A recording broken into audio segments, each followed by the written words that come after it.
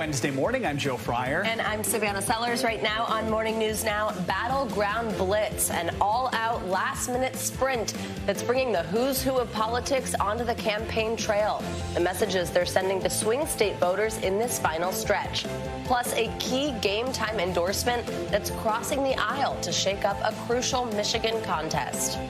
New developments this morning surrounding that attack on House Speaker Nancy Pelosi's husband in their San Francisco home. The 42-year-old suspect now pleading not guilty to a string of charges, plus more on the alleged statements to police about a potential suicide mission. And ticking clock, a TikTok shocker this morning as an FCC commissioner calls for an outright ban on one of the most popular apps in the country. What he's now saying about your privacy as another social media shakeup looms. And once again, we're back together. Good to have you with us. You too. I know. We're always like ships passing in the night, but we're here. We're together. We're happy to have you at home with us as well. We begin this morning with the latest on those midterm elections and the big names now on the campaign trail with less than a week to go. All across the country, we are seeing leaders from both parties rallying to support candidates who are locked in tight battles. We're talking about races that could determine control of both the House and the Senate. And as those key races hit the home stretch, we're also seeing record numbers of early voting in some of the top battleground states ahead of Election Day. We're going to start this morning with NBC News senior political editor Mark Murray. Mark, good to have you with us again. So we saw President Biden attend a campaign event in Miami yesterday for Charlie Crist, who's running for governor, and Val Demings, who's running for Senate. It's a state that has become increasingly Republican, it seems, with each passing election cycle. So do you think President Biden's visit will help candidates there close the gap in Florida? Any fears it could be harmful at all? Yeah, Joe, this is all about getting out the party faithful at this stage. It becomes a turnout game. And obviously, we're talking about the midterm elections, and typically they are a referendum on the sitting president, particularly when you have approval ratings at 45% or below, where President Biden's numbers are currently right now. But he and his White House team have said, hey, we will go into races where we are wanted. And the Democratic candidates in Florida wanted him to really get the party faithful out. We ended up hearing contrasts that President Biden ended up making with Republicans, where Biden was making one of the central arguments that Democrats are going to make. Take a listen to his remarks from last night. Folks, this ain't your father's Republican Party. This is a different breed of cat. Just look at the facts. When I took office, the economy was in ruins. This is not because of me. It's because of what I inherited. My predecessor was the first president since Herbert Hoover to lose jobs. He had fewer jobs when he left office than when he came to office. Joe, it is notable, though, that President Biden was in Florida last night, not one of the marquee battlegrounds, particularly for Senate control. We are going to see President Biden hit Pennsylvania, but his absence in some of the other states, places like Georgia and Wisconsin, has been notable. And meantime, filling in the gap there is someone who's been removed from office for 6 years and has pretty high favorable ratings, and that's former President Obama, who was on the campaign trail in Nevada yesterday for Senator Catherine Cortez Masto. That has become one of the tightest Senate races among all the battleground states. So talk about his possible influence on voters and what his message there was. Yeah, his message is the same, and so is the purpose, to get the party fired up for November, to really turn out Democratic voters. And of course, as you ended up mentioning, Nevada is one of the central battlegrounds, not only for Senate, but also for governor in the country. And it's actually going to be home to as many as 3, if not 4, competitive congressional races as well, too. And the arguments that President Obama was making to the party faithful was, one, turn out the vote, but he also ended up saying that democracy is on the ballot next week. Take a listen. The only way to save democracy is if we together fight for it. And that starts with electing people who know you and see you and care about you and believe in you. But just in case you do need one more reason to go vote, consider the fact that democracy is on the ballot. Joe, he was in Nevada last night. Tonight, he ends up going to Arizona, yet another state with a pivotal Senate and gubernatorial matchup. You know, let's also talk about Georgia, a state we'll be talking about for sure for days, perhaps for weeks. We're already seeing a record number of early votes come in there. Nearly 500,000 more votes have been cast for this year's midterms compared to the state's 2018 elections. It's also actually close to the kind of turnout we saw in the 2020 presidential election, which is kind of unreal. So what do you make of those numbers? And could it benefit one candidate over another in the tight races there? Joe, I think all we know is that turnout is going to be sky high in Georgia. And we've seen that in our own national polls where we have record numbers of people say that they have high interest in these midterms compared to previous midterm elections. When it comes to the early vote and trying to read the tea leaves there, it is important to note that Democrats disproportionately are ones who do like to participate in early voting, either in person or through mail-in ballots, while Republicans, and particularly that Donald Trump diehard vanguard, tends to end up voting on Election Day. And so we see the enthusiasm coming on the early vote, but I don't think it really tells us much on who's going to win. And do also remember that in Georgia, you need 50% or more to be able to avoid a runoff. And so we might not know, particularly that Senate contest, until next month, not next week. All right. There is nothing conventional right now about politics. Mark, thank you so much. And now let's turn to NBC News reporter Julie Sirkin in Lansing, Michigan. Julie, good morning. So we're trying to kind of help our viewers see which races to keep an eye on. This is one of them, the race for Michigan's 7th congressional district. It's one we're watching closely. There was a critical endorsement here that crossed party lines. It's also, by the way, become one of the most expensive races so far. Tell us what we need to know here. Yeah, it has, Savannah and Joe. Good morning. It is the most expensive House race in the entire country. Millions and millions of dollars have been spent mainly, by Elisa Slotkin to defend her seat that she flipped in 2018, and she made magic happen again in 2020. Last night, Liz Cheney was in the room. I was there as well when she walked on stage to a standing ovation from a crowd of 600 people, according to the Slotkin campaign. Just to compare numbers here, they normally see around 50 to 75 people in the room. So this was clearly a huge change when Liz Cheney came to town, her first endorsement for a Democrat ever. And I want you to take a listen to what she told people in the room. This is, by the way, the first time I have ever campaigned for a Democrat. It can seem as though we're facing a situation that we can't come back from, that we can't influence. We have too often good people say, you know what, I'm out. I'm not going to be engaged and involved anymore because it's just too hard. Our politics have become too toxic. We see situations like we've seen, tragically, the violent attack on Speaker Pelosi's husband over the just last week. And the Republic is fragile.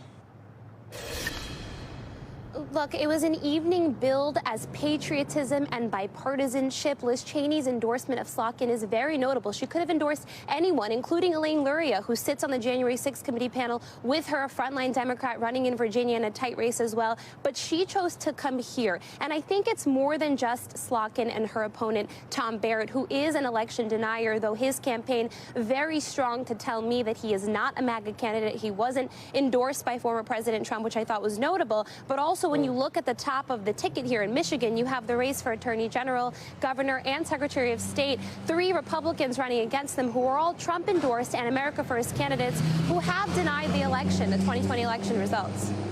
Julie, I know that you yourself also spoke with the incumbent, with Congresswoman Slotkin, after that event that we just heard a little bit of there. What's her message to voters as they head to the polls? Yeah, I did, because look, the room yesterday was packed mostly with an older crowd, and that is indicative of the electorate here in Michigan. However, she does need young voters, including those in Michigan State University down the block from where this event was held yesterday in a high school gym in East Lansing, in order to take her over the finish line. And she told me that much. But I want you to take a listen when I asked her why she thinks Liz Cheney's endorsement will help her in these last final days ahead of Election Day. Listen to what she told me. I think that we just have a large number of independently minded voters, and they're not going to let just a party tell them what to think. They make their decisions based on their own calculus, and I think that she speaks to those people. To me, the greatest thing that I can do to help the Republican Party find its compass again is to beat the people who are extreme, and I can't fix them. I'm a Democrat. They're the Republican Party. What I can do is say, if you're going to put up extreme people who don't believe in democracy, they're not going to win in my home state. One thing she kept saying over and over again is that there is more than just winning elections. But at the end of the day, as we said at the top, this is the most expensive House race. So clearly, she does want to win this race. And I should note, she actually outperformed President Biden here in 2020. So we'll see. It'll be really close. It certainly will. Julie, I also want to ask you about what you think it is that voters care about here. So actually, more than 1.1 million people have already taken part in the state of Michigan in early voting. What issues are on their minds? What issues are turning them out? And in these cases, getting them out early? There's no doubt that economy and inflation, like in other states around the country, is crucial here, especially because we're in a manufacturing area. I mean, General Motors is literally down the street from where I am. So especially for Slotkin, that's a huge electorate for her here. But when you look across the state, crime and abortion are also tying for number 2, according to some of the latest polls we've seen come out of this state, and also according to voters that I've spoken to on the ground and back in Washington, of course, who tell me that in the entire country, those issues are top of mind. Here in Michigan, Lansing is one of the most dangerous cities in the country. There are others that hit the top of the list nationally in Michigan alone, but abortion, also a key issue. It's actually going to be on the ballot on Tuesday. Voters are going to be able to decide whether they will enshrine abortion protections in Michigan state constitution. Alyssa Slotkin told me that that is key, too, to see what Democrats will be able to win across the ballot on that day. All right, Julie Sirkin in Michigan for us. We'll be watching. Thank you so much. New polling shows voters in several battleground states are not sticking to party lines. Instead, they're splitting the ticket, voting for candidates in both parties. And their votes could be the deciding factor in some of this year's midterms. NBC News correspondent Dasha Burns explains. Have you ever split your ticket before? Never. I don't think we have. In the Philadelphia suburbs, Daniel and Jacqueline Devine are parents of 2 with 1 on the way. They're registered Republicans, but won't be going all red on Election Day. So you're planning to vote for Oz for Senate, but Shapiro for governor. Yeah. Why not Mastriano?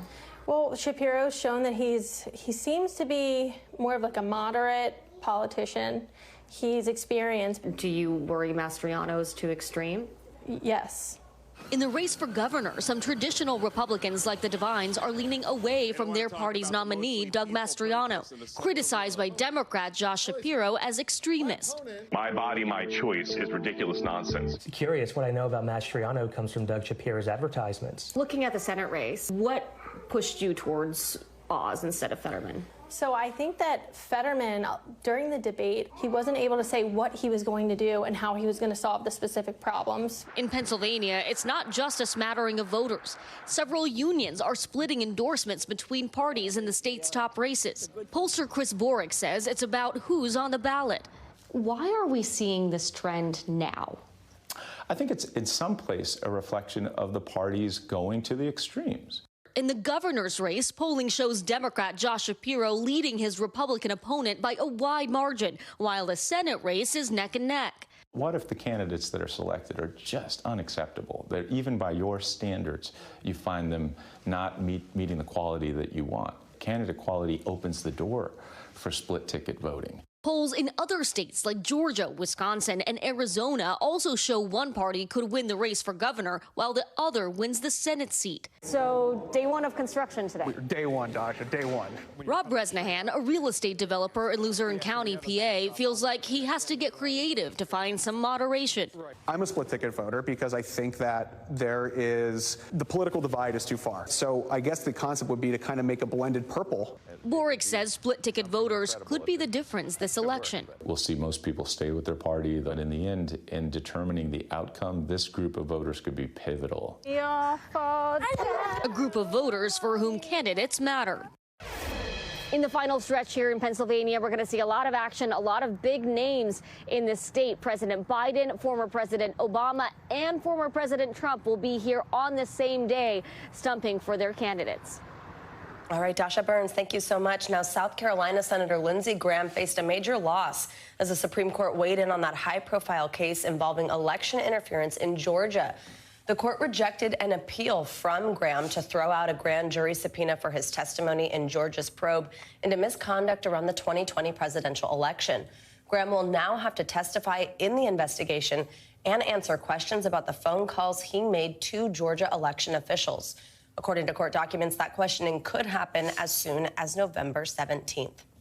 Now let's turn to the economy. And later today, the Federal Reserve is expected to raise interest rates by 3/4 of a point again. It's its sixth hike this year. It's part of the central bank's mission to rein in 40-year high inflation, which is pushing up prices at the grocery store and the amount you are paying for utilities. NBC News business and data reporter Brian Chung joins us now with more on this. So, Brian, the market seemed pretty certain we're going to see another hike today. I think one of the big questions is looking forward. Could the size of those hikes be smaller? What's the expectation? Yeah, again, the expectation for today, at least, is that they will deliver the fourth consecutive 75 basis point or 0.75 percentage point interest rate hike. But of course, the question naturally is, what will the Fed chairman, Jay Powell, say in his press conference at around 2:30 p.m. today with regards to what they might do in future meetings? There's one more meeting for the end of this year that'll be in mid-December. And the question is, maybe would the Fed start to make those interest rate hikes smaller? Think of this as almost landing a plane, right? You don't land on the tarmac at full speed. You have to slow that plane to make sure you don't hit the tarmac too hard, which is why there's some chatter on Wall Street that maybe they could start to slow, but still raise interest rates, but at least slow the pace of those interest rate hikes, maybe beginning in that December meeting. Absolutely. So looking for any clues of what you might see in December. I also want to ask you about job openings. They unexpectedly rose in September. Now, on Friday, we're going to get the October jobs report. Are any of these numbers indications that could help us see, hey, maybe things are in better shape? Maybe they do mean that we do lower that interest rate hike? What do you think about these? Well, without kind of splitting the hairs, what we know broadly from the job openings data and likely from the report that we'll get on Friday morning as well, which is expected to show perhaps around 200,000 new jobs added in the month of September, is that the labor market still looks strong. The unemployment rate is at 3.5%. That's the lowest we've seen in about 50 years or so. So right now, the inflation side of the story is just absolutely crushing American households. But the labor side of things, Americans still have choices for jobs right now. And the question for the Fed is, as they raise interest rates, does that make businesses want to reverse on that strong labor market trend, right? Maybe start to take down those job postings, start to perhaps lay people off. It's not happening right now, but that is a concern as the Fed continues to ratchet those borrowing costs higher. Are there signs that the rate hikes so far are having an impact on inflation? And then what do we expect the impact to be for this next rate hike on everyday Americans? That is the golden question here, because what we do know is that it takes time for the Federal Reserve's interest rate hikes to bleed through to higher credit card rates, higher mortgages, other types of things that people have to borrow money to do. And that doesn't happen overnight. The Fed began hiking interest rates at the beginning of this year, but some estimates are that it takes 9 to 12 months sometimes to see the full impact of that on inflation, on the labor market as well. So we might not see the impact of what they did in March until December this year, which is why the Fed has to be very careful not to hit that tarmac too hard. You have to try to time that, make sure you kind of position yourself well for that landing. That makes it hard. Yeah, exactly. Much indeed. A lot of people are wondering and stressing. All right, thank you so much. Now to the latest in the attack on the husband of House Speaker Nancy Pelosi. The suspect has pleaded not guilty to attempted murder and several other charges in a California state court. Yeah, 42-year-old David DePape is being held without bond. According to court documents filed Tuesday, DePape told police officers at the scene that he was on a, quote, suicide mission and had additional targets. For more, we're joined by NBC News correspondent Aaron McLaughlin in San Francisco. Aaron, good morning. Thanks for being up early there for us. So what more do we know about the suspect's so-called self-proclaimed mission, and what about those additional targets? Hey, Savannah, that's right. As you mentioned, that court appearance yesterday was a short court appearance lasting less than 15 minutes. The suspect, 42-year-old David DePape, appearing in an orange jumpsuit, his arm in a sling, having been dislocated, according to his attorney, during the course of the arrest. Court filings showing more details in terms of DePape's intent when he entered the Pelosi home. He said that he was sick, he told police, of the lies coming from Washington Washington that he was there specifically for House Speaker Nancy Pelosi, but that he also listed a number of other potential targets, a number of other federal and local prominent officials, including a local professor, according to court documents, although those documents not naming the name specifically, but that's all part of the prosecution's case to deny him bail. That bail hearing is set for Friday later this week. So, Aaron, San Francisco's district attorney said that based on statements and comments from DePape, the attack appears to be politically motivated. So what more are we learning about that? And what are DePape's lawyers saying about that? Yeah, that's right. The San Francisco district attorney saying that she believes this is politically motivated, that, as I mentioned, House Speaker Nancy Pelosi was the intended target when he broke into the House behind me. His lawyer in a press conference yesterday saying that he's going to be exploring the possibility that his client was influenced online. Take a listen. There's also been a lot of speculation regarding Mr. DePape's vulnerability to misinformation, and that's certainly something that we're going to look into, that we're going to delve into as his defense team. Are you saying he's a victim to the influences of social media? I'm not saying that. I'm saying that's something we're going to delve into. Two law enforcement officials telling NBC News that there is evidence online that DePape was sharing extremist views on a website. Joe.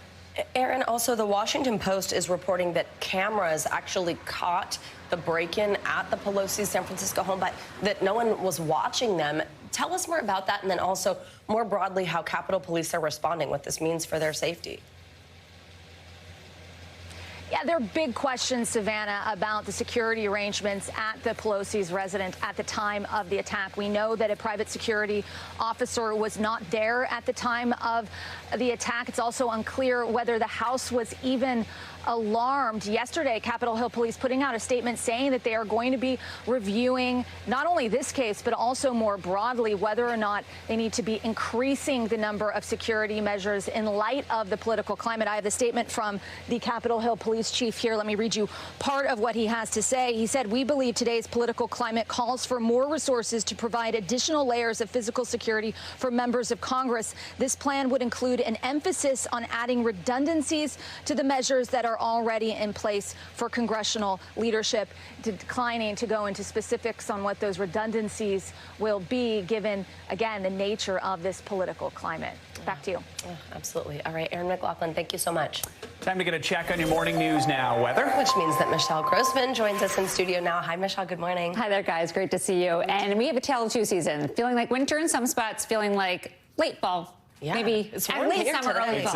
Yeah. It's warm here. Yeah, exactly. It's even warmer in the middle of the nation, so I'll show you that. But we're going to start with the cold side because we're looking at some snow, and we're going to talk feet of snow in some spots. 14 inches is expected. We're adding another storm later on this week, so we could see 2 feet of snow in some spots. This is what it looks like on radar right now. Where you see the blue, that's where the snow is falling. It will be heavy. The winds will be blowing, so we're going to see drifting snow as well. Lower elevation rain. Could see pockets of heavier rainfall where you see the brighter colors. That's where we're seeing the heaviest rainfall. Then you see some pinks and purples kind of popping in. That is the freezing precipitation. So winter-like on the West Coast. It's all due to this cold front that's moving onshore. We've seen storm after storm, sort of a train of storms over the past week or so. We're going to continue to see that as we go throughout the next week, too. So rain continuing from Washington to California. And this is good news, though. We need the rain here, but we're seeing days of it. And then we're looking at that heavy mountain snow in the Sierra, also the Great Basin, the Cascades, also the northern part of the Rockies, the central part of the Rockies. You're going to get into heavy snow as you head towards tomorrow. So that's tomorrow. The cold front advances into the Rockies.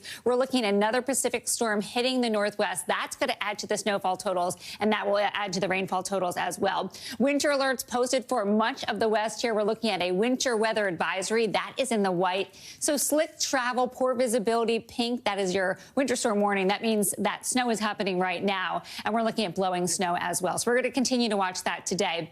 Your snowfall forecast, there's a lot of it, a lot of higher elevation spots seeing some snow on this Wednesday. And we're looking at the pinks and the purples. That's indicating the highest amounts of snow. Lower elevation rain, notice around the Four Corners, portions of Utah, Colorado seeing some heavy rain. And we could see some flash flooding as well. So there's a cold front. Out ahead of the cold front, it's warm. It's humid in some spots, but it's dry right in between. So we're looking at some really dry conditions, also gusty conditions. And that's why we have a fire threat from the Central Plains into the Northern Plains. Where you see the yellow, that is the likeliest spot of where we could see a fire. And if we do see one, it could expand pretty quickly. Severe threat. That's not today. This is tomorrow. So what's going to happen is that cold front's going to move through some warm air. It's a southerly flow, so there's a lot of moisture to this. It's going to be humid, and that's where we're going to see the chance for some severe weather. We haven't talked about severe weather too much in the past few weeks, but we could see winds gusting up to 60 miles per hour. Could see some damaging hail, also a couple of tornadoes. Where you see the yellow, portions of Kansas, Oklahoma, into Texas, we could see some severe storms. That includes Friday, too. So Oklahoma City, Dallas, 18 million people at risk for winds gusting up to 60 miles per hour. A few tornadoes are likely. That's going to be the biggest threat, and also could see some damaging hail. Now, this is the setup here. We have the jet stream lifted so far to the north. What that means is it allows all this warm air to come in. It pulls off the Gulf, so it's giving that moisture, too, and that's why we're expecting that severe weather tomorrow. That area of high pressure pumping in that hot air, and kind of that dip into the west, that's letting in that cool Canadian air. But we're looking at temperatures so above normal for this time of year. 77 in Bismarck, 76 in Minneapolis. I cannot say this state without thinking of Mr. Fryer every single time. No matter which show I'm working on, I think of your dad. But the record there is 72, so we're going to break some records, too. Yeah, he was enjoying. I talked to him the other day on Halloween. He was enjoying the warm weather. Still fishing? He's good. Yeah, I don't know if he's fishing. He's already actually thinking about ice fishing. So, yeah, he's moved on. See, that's what I'm ready for. Ice fishing? Winter, cold. Yeah, exactly. Ice fishing with Savannah. I didn't know if you I'm good at do that story. All right, that's great. Okay. That'd be fun. Writing that down. Mike, you got that? All right. Exactly. All right. Thanks, Michelle. Sure. All right, now let's get some international headlines, starting with a North Korean missile landing near South Korea waters for the first time. NBC's Claudio Lavanga joins us with that and other world headlines. Claudio, good morning. Good morning. Yes, the rising tensions between the North and South Korea just deepened today after North Korea fired yet more test missiles, one of them landing on only 37 miles off South Korea's coast. This provoked an immediate response from the South, who promptly fired back into the sea north. South Korea's president labeled it an effective territorial invasion and vowed for a swift and firm response. Now to Brazil, where after 2 days of a tight election battle, President Jair Bolsonaro has finally addressed his defeat in a short speech. He said he always abide by the Constitution, signaling his administration's willingness to hand over power to the new president-elect, Lula da Silva. A Supreme Court justice shared that Bolsonaro said to him it was over and wanted to look ahead, even though his silence after the election had raised concerns. Finally, the World Health Organization says monkeypox continues to meet the criteria for public health emergency of international concern. Back in July, the outbreak represented a global health emergency, but since then, the infections numbers have consistently fallen. Yet, experts are wary of calling it victory as the virus still circulates in some African nations. Back to you guys. All right, Claudio, thank you so much. And coming up on Morning News Now, your weekly medical checkup. We'll take a look at why some top cancer groups are pushing for a boost in lung cancer screenings. Plus, if you're like us and maybe heading into work a little too early, we've got some tips on how you can stay alert and awake while you're behind the wheel. That's up next.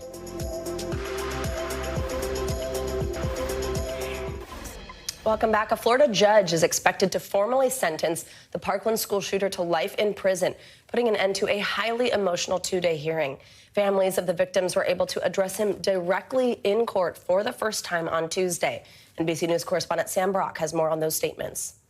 Heading into this two-day hearing, family members and loved ones, survivors of the Parkland massacre, were under no illusions that the shooter was going to be getting the death penalty. A jury has already determined that's not the case. But this was their first opportunity in 4 years to directly confront the shooter about their grievances with him and also the justice system. I thought that the devil did not exist until death put us in front in this path. All day, the pain poured out. Good morning. You don't know me, but you tried to kill me. You are a revolting entity. Parents, family members, survivors speaking without restrictions on time or subject directly to the man who killed their loved ones. I wish no peace for you. I wish nothing but pain. I am disappointed and disgusted with the verdict that was handed to you. You do not deserve the best case scenario. The deadliest mass shooting in U.S. history to reach trial ended without a death penalty verdict because there wasn't a unanimous decision, as Florida requires. My brother Chris, on February 14th, died a hero. You, however, you will die as nothing because you are nothing. Some parents using the time to lambast the defense, which they say misrepresented the killer's lack of access to mental health care. This individual didn't fall off the grid. He was the grid. He was getting every service that they offered. That totaled hundreds of hours of therapy. Ultimately, those here left with one simple feeling: emptiness. I am broken. I am broken, and I am broken. As recently as 2016, the state of Florida had a simple majority set up for getting the death penalty, but that was changed in 2017 after the Supreme Court struck down a part of that law. The governor of the state, Ron DeSantis, says that has got to be changed. As for the second day of this hearing, we'll hear from some more families, and then the sentencing: life imprisonment without the possibility of parole. In Broward County, Sam Brock, NBC News. All right, Sam Brock, thank you so much. Time for our weekly medical checkup. This morning, a call for more lung cancer screenings from a group of 50 organizations. Also, a warning about driving while drowsy. We have tips to make sure you are safe behind the wheel. NBC News medical fellow Dr. Akshay Syal joins us now with more on these headlines. So let's start with that lung cancer one there. It is the leading cause of cancer death in the U.S., but experts are warning those who are most at risk are not getting screened. Do we know why that is? No, good morning. It's an excellent point, and I think a lot of it is, people know they have to get colonoscopies. They have to get mammograms, but people who are at risk for lung cancer don't necessarily know they should get screened for lung cancer. Only less than 5% of Americans who are at risk are getting screened for this, so it's a problem. And so, to talk about who's actually eligible, it's those who've smoked about a 20-pack year, at least the age of 50, and those who have not or are smoking and have not quit in the last 15 years. So if you are one of those people, the doctor's orders are here. Really be honest with your doctor. Be honest with your smoking history. If you are somebody who qualifies, it's a low-dose CT scan or CAT scan of the chest, and they look for these potential lung cancers. Yeah, it's a good point. Be honest with your doctor about something like that when they're asking those questions. All right, let's talk about this sleepy driving one. The National Sleep Foundation found that actually way too many Americans are driving while they're pretty tired. What should we know here? Yeah, so 95% of Americans know that it's a risky habit. I mean, it's a little obvious, but, a lot of people still admit to doing it. This is something that causes tens of thousands of car crashes every year. And it sounds self-explanatory, but if it's the hours of midnight to 6 a.m. that's really the danger zone here. If you're driving in that area, the doctor's orders are here: have a driving buddy, take a break if you need to. Watch for signs of drowsiness, heavy eyelids, losing focus, maybe swerving off the road. Because even if you lose focus for a few seconds, you're traveling at 60 miles an hour. That's a lot of distance you're covering. Absolutely. Yeah, and we've all, I think, been there where we started to feel that. You just got to stop you're like driving air when conditioning, windows down, music up, but you just got to stop driving when that happens. All right, one more thing. Researchers from Yale found that people who are wearing smart bands or should be wearing smart bands and fit bands and smartwatches and all those things aren't wearing them, the ones who should. What's the benefits of this wearable technology, especially for heart health? Yeah, so this is a survey from Yale, about 1,000 people. They found that those who have heart disease aren't the ones who are really wearing the Apple Watches, the Garmin watches, the Fitbits. And, it's something that they've come such a long way. They've started out with fitness tracking, and now they're even telling you whether or not you're an AFib, which is an abnormal heart rhythm. So the doctor's orders here are shop around and, consider, if you do buy one of these, consider sharing your data. I had my mom actually had an issue with her heart a few weeks ago. Her Apple Watch told her heart was beating too fast, and she had to get a full checkup done. She had to get some medication started.